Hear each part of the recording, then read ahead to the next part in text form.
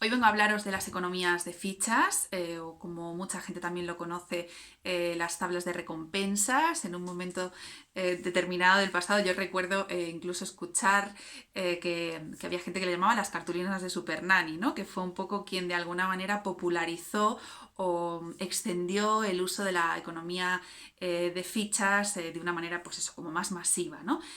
Hay que entender por qué la economía de fichas o las tablas de recompensas, como queráis llamarlo, no es una técnica de la que haya que abusar ni de la que haya que hacer un uso no personalizado y no individualizado, porque esto, bueno, conlleva alguna serie de riesgos y de problemáticas de las que hoy quería hablar, ¿no? Y quería hablar de esto precisamente porque cada vez con más presencia, con más frecuencia y con más potencia también encontramos la economía de fichas en un montón de contextos, ¿no? En el contexto escolar, en el contexto familiar, incluso yo también veo muchas economías de ficha ya en juegos educativos, incluso en cuentos y en otros recursos que en realidad, bueno, pues a mí me parece que tiene un riesgo, ¿no? Incluir con esta, voy a decir ligereza, aunque a lo mejor no sé si es la palabra adecuada, la economía de fichas en estos contextos y de esa manera, que es una manera no individualizada y no personalizada y donde no hay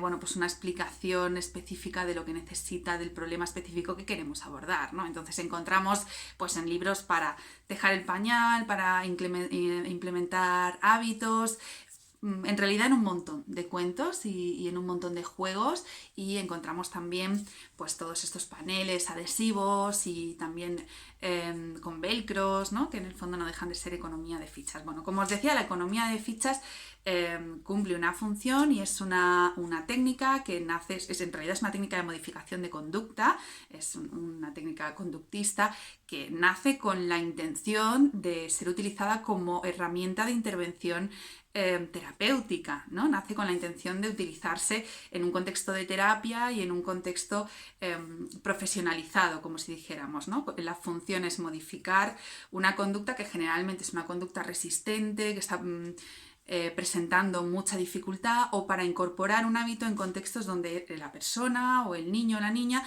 necesita de un apoyo extra para poder implementar esa nueva conducta o ese nuevo hábito, porque tiene una dificultad específica y relevante para incorporarla por sí mismo sin ese mecanismo de apoyo de recompensas, ¿no?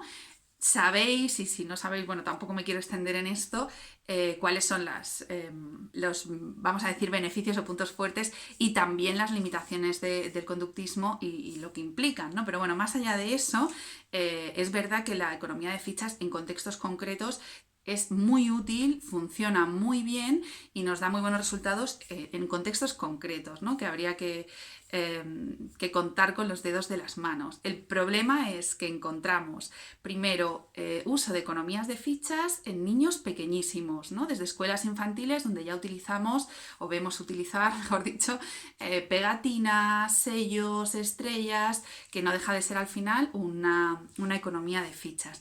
Encontramos también, pues como os decía antes, en momentos de retirada del pañal o de ir a dormir solos o de conductas que aparecen en una edad muy temprana, ya esta economía de fichas. Como esto se va generalizando y se va normalizando, encontramos economías de fichas a lo largo de todos los primeros años de los niños y las niñas. ¿Qué pasa? Que cuando los niños y las niñas tienen a lo mejor 6 o 7 o 8 años, hay un efecto de habituación que genera que ya esa economía de fichas no tenga el impacto que tenía inicialmente. Entonces pierde su efectividad y pierde de alguna manera su valor.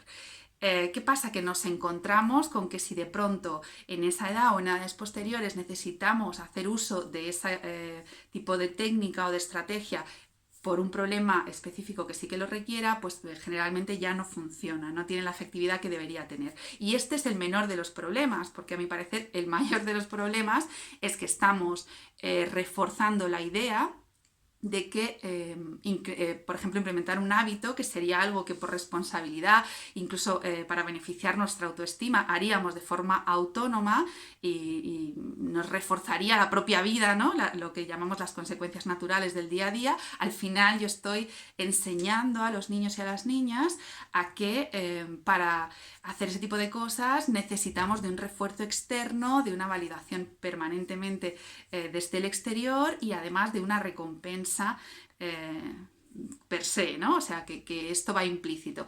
Luego nos encontramos con la queja generalizada de que a las niñas y a los niños a veces les cuesta ser, como si dijéramos, autónomos y autorregularse y funcionar por consecuencias naturales o no necesitar validación externa. O sea, al final, este tipo de estrategias utilizadas de forma masiva lo que generan es ese tipo de, al final, de formas de relacionarnos, ¿no? Que venimos poniendo como desde las primeras piedras, los primeros ladrillos, desde los primeros meses realmente, ¿no? Eso por un lado. Luego podríamos entrar en casos específicos sobre, como por ejemplo, el efecto que tiene utilizar este tipo de economías sobre conductas que son fisiológicas, como puede ser la alimentación o puede ser, pues eso, el control de esfínteres, sobre todo cuando no hay supervisión de un profesional, ¿no? Que aquí también podríamos abrir como un debate y una conversación larga y tendida de todos los problemas que esto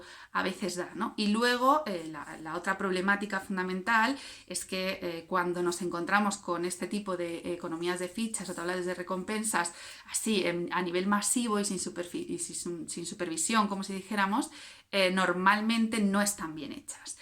Para que las economías de fichas sean efectivas, necesitamos que estén formuladas específicamente para la niña, el niño, para la persona para la que son, teniendo en cuenta sus circunstancias específicas, las necesidades específicas, valorando muy bien lo que queremos conseguir y valorando esos pros y esos contras de los que estábamos hablando, y no de una manera generalizada. Luego no deberíamos utilizar una economía de fichas con tantísimas variables como se utilizan, ¿no? Tendríamos que ir viendo en función de la edad, de la capacidad del niño, de la niña, en función de todo eso es cómo se realiza una buena economía de fichas. Así que yo recomendaría que en la medida de lo posible huyáis de esta técnica, que entiendo que es muy golosa y muy apetecible, porque además las primeras veces que se usa funciona bastante bien.